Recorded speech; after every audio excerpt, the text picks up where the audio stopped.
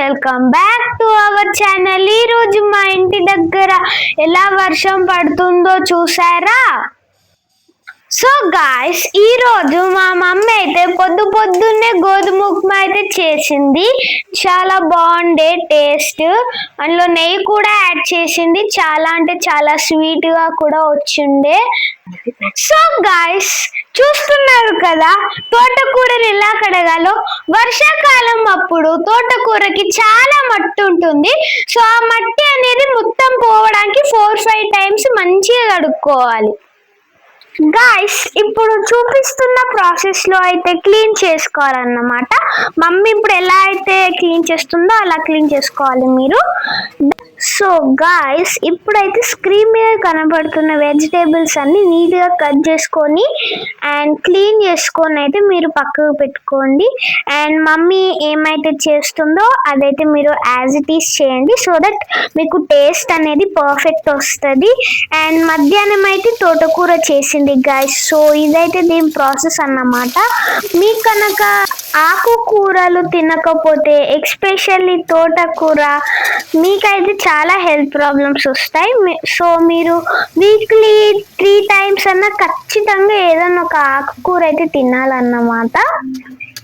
So guys, మా mummy అయితే మాకు ఎన్నిసార్లు వద్దన్న ఆకుకూరలు అయితే ఖచ్చితంగా పెడతాయి గాయ్స్, వారానికి 3 సార్లు. ఒక రోజు ఏమైందంటే మమ్మీ మాకు నైట్ టైము చికెన్ చేస్తా అని చెప్పింది నెక్స్ట్ డే. కానీ ఆ నెక్స్ట్ డే మేము స్కూల్ నుంచి వచ్చే రోజు అడిగినాం, మమ్మీ నువ్వు ఏం కూర చేసావు? చికెన్ చేస్తా అని చెప్పినావు కదా అంటే, నేను తోటకూర చేసిన అన్నది.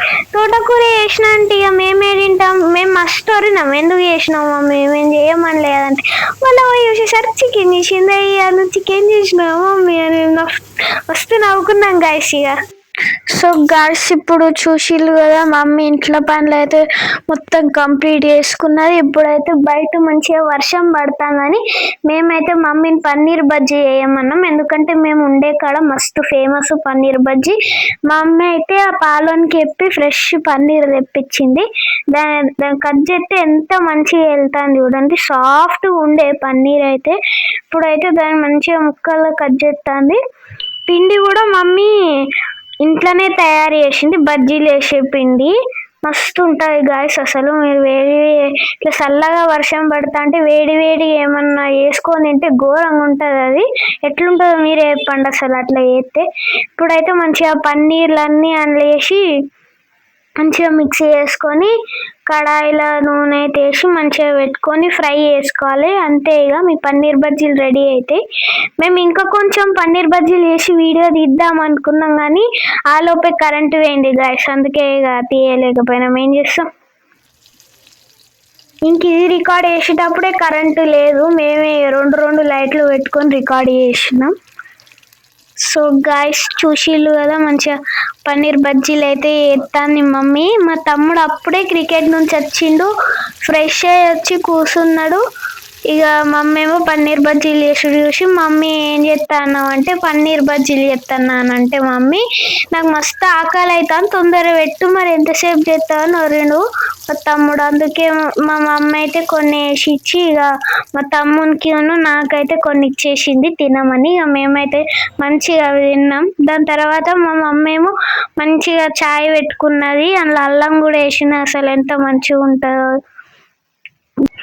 గాయస్. మా మమ్మీ అయితే బెల్లం చాయ్ తాగుతుంది. సో నాకు కూడా బెల్లం చాయ్ అంటే మస్తు ఇష్టం. ఇంకా అల్లం వేసి ఉంటే బాగా ఇష్టం.